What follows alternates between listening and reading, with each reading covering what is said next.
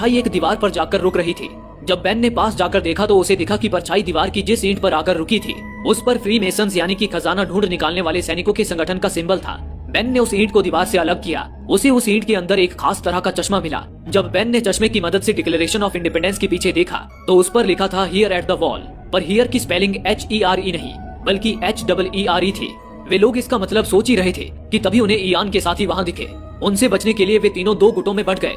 Ben ने declaration of independence को Riley और एबिगेल को सौंपा और खुद चश्मे के और डिक्लेरेशन ऑफ इंडिपेंडेंस के खाली कंटेनर के साथ बिल्डिंग से बाहर चला गया। जैसे ही इयान के साथियों की नजर उस पर पड़ी वे भी उसके पीछे लग गए। बेन के जाने के कुछ पल बाद राइली और एबिगेल भी डिक्लेरेशन ऑफ इंडिपेंडेंस लेकर बाहर निकले, लेकिन इयान की नजर उन पर पड़ी और उसने अपने कुछ और साथियों को उनका पीछा करने के लिए कहा। बेन तो इयान के साथियों को चकमा देने में सफल हो गया, लेकिन इयान एबिगेल और राइली के हाथों से डिक्लेरेशन ऑफ इंडिपेंडेंस छीनने में कामयाब हो गया। इसी बीच FBI ने बेन को अपनी हिरासत में ले लिया। बेन ने उनको डिक्लेरेशन ऑफ इंडिपेंडेंस चोरी करने की वजह और खजाने की सारी सच्चाई बताई। हालांकि पूरी बात सुनने के बाद भी कमिश्नर ने बेन को ही डिक्लेरेशन ऑफ इंडिपेंडेंस की चोरी का दोषी ठहराया। उसने बेन को साफ शब्दों में कहा कि डिक्लेरेशन ऑफ इंडिपेंडेंस चुराने के जुर्म में बेन को जेल जाने से कोई नहीं बचा सकता, पर अगर वो डिक्लेरेशन ऑफ इंडिपेंडेंस वापस लाने में उनकी मदद करेगा तो जेल में उसके साथ अच्छा सुलूक किया जाएगा। तभी इयान ने बेन को फोन किया। FBI भी कान लगाकर बेन और इयान की बातें सुन रही थी। इयान ने बेन को अकेले मिलने के लिए एक जहाज पर बुलाया। साथ ही उसने कहा कि उसे चश्मे के बारे में भी पता चल चुका है, इसलिए बेन उसे भी साथ में लेकर आए। इयान ने गुप्त रूप से बेन को ये भी बताया कि राइली और एबिगेल उसके पास है। इसके बाद उसने FBI को धमकाते हुए कहा कि वे लोग बेन के पीछे पीछे जहाज पर आने की गलती ना करें, वरना वो डिक्लेरेशन ऑफ इंडिपेंडेंस को तबाह कर देगा। हालांकि FBI ने इयान की धमकी के बावजूद भी बेन के साथ अपने कुछ ऑफिसर्स भेस बदल कर भेजे। उन्होंने बेन को भी भागने की कोशिश न करने की सख्त हिदायत दी, पर इयान काफी चालाक था। उसे पता था कि FBI ऐसा कुछ जरूर करेगी, इसलिए उसने भी पूरी तैयारी कर रखी थी। उसने FBI का ध्यान भटकाने के लिए एक हेलीकॉप्टर को जहाज के काफी नजदीक लाकर उड़ाना जारी रखा। इस वजह से पूरे जहाज पर अफरा तफरी मच गई। साथ ही उसने एक इलेक्ट्रॉनिक डिवाइस की मदद से कुछ देर के लिए बेन का माइक भी खराब किया ताकि FBI उनकी बातें ना सुन सके। इसके बाद इयान के एक साथी ने बेन के पास आकर उसके कान में कुछ कहा, जिसके बाद बेन ने जहाज से समंदर में छलांग लगा दी। दरअसल समंदर के अंदर इयान के कुछ साथी मौजूद थे जो उसे पानी के अंदर से ही अपने साथ कहीं लेकर गए और FBI बस देखती रह गई। वहां पहुंचते ही बेन ने सबसे पहले राइली और एबिगेल के बारे में पूछा। इयान के साथी ने उसे बताया कि वे दोनों अब इयान के साथ मिल चुके हैं और बेन को इस तरह से भगाने का प्लान भी उन्हीं का था। एबिगेल और राइली इयान के साथ मिल चुके हैं, ये सुनते ही बेन को झटका लगा। गाड़ी में बैठने के बाद एबिगेल का फोन आया। एबिगेल ने बेन को समझाते हुए कहा कि बेन को FBI के चंगुल से छुड़ाना कोई मामूली काम नहीं था। साथ ही जो भी उसे छुड़ाने की कोशिश करता वो भी FBI की नजर में क्रिमिनल बन जाता। इसी वजह से राइली और एबिगेल ने इयान के साथ एक समझौता किया। उन्होंने बेन को छुड़ाने के बदले पूरा खजाना देने का वादा किया। राइली ट्रैकर की मदद से बेन को जिस गाड़ी में बिठाया गया था उसे ट्रैक कर रहा था। अगर वे लोग बेन को कहीं और ले जाने लगे तो राइली और एबिगेल FBI को कॉल कर उन्हें बेन और इयान की लोकेशन बता देंगे। बेन ने एबिगेल से इयान कहाँ है ये पूछा। एबिगेल ने बेन को बताया कि इस वक्त इयान उनके सामने ही यानी वॉल स्ट्रीट और ब्रॉडवे के कोने में खड़ा है। ये सुनकर बेन मुस्कुरा उठा। वो समझ गया था कि एबिगेल और राइली ने पहेली सुलझा ली थी। थोड़ी ही देर में बेन भी वहाँ पहुँच गया। वहाँ पहुँचते ही बेन की नजर ट्रिनिटी चर्च के सिंबल पर पड़ी।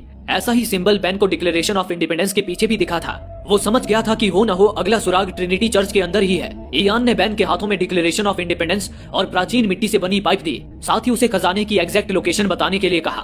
बेन ने उसे पहेली का मतलब समझाया। पहेली थी हियर एट द वॉल, जहाँ हियर इस वर्ड में डबल ई है। बेन ने अंदाजा लगाया था कि शायद पहेली में लिखा हुआ वॉल ये शब्द न्यूयॉर्क में स्थित वॉल स्ट्रीट से जुड़ा होगा। 1600 के दशक में डच लोगों ने ब्रिटिशर्स से सुरक्षा के लिए एक लकड़ी की दीवार बनाई थी। ये दीवार ठीक उसी जगह पर थी जहाँ आज वॉल स्ट्रीट है। जब ब्रिटिशर्स ने न्यूयॉर्क को अपने कब्जे में लिया था तब उन्होंने इस दीवार को तोड़ डाला, पर उस दीवार के नाम से उस रास्ते का नाम वॉल स्ट्रीट आगे भी प्रचलन में रहा।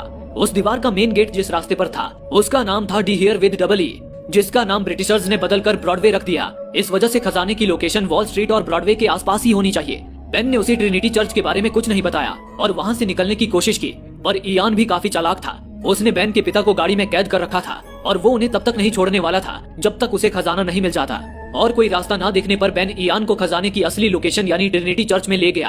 पिछली बार इयान के लोग आ जाने के कारण बेन डिक्लेरेशन ऑफ इंडिपेंडेंस के पीछे ठीक से देख नहीं पाया था। इस वजह से एक बार फिर बेन ने चश्मा लगाकर डिक्लेरेशन ऑफ इंडिपेंडेंस को देखा। इस बार जब बेन ने मैप के पीछे ध्यान से देखा तो उसे वहाँ पार्किंगटन लेन के नीचे ऐसा लिखकर दिखा। बेन ने थोड़ी देर सोचा और फिर कहा कि उन्हें चर्च के नीचे देखना चाहिए। वे सब चर्च के नीचे गए।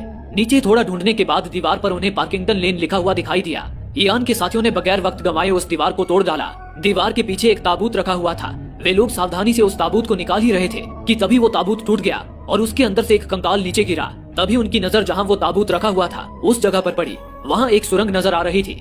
अंदर जाने से पहले इयान ने अपने दो साथियों को सुरंग के बाहर ही रखा और उन्हें सख्त हिदायत दी कि अगर वो सही सलामत सुरंग के बाहर नहीं आया तो बेन और उसके साथियों को मार दिया जाए। इसके बाद वे लोग सुरंग के अंदर गए। अंदर का नजारा देखकर उनके होश उड़ गए। वहाँ लकड़ी से बने एलिवेटर्स यानी कि लिफ्ट्स मौजूद थे।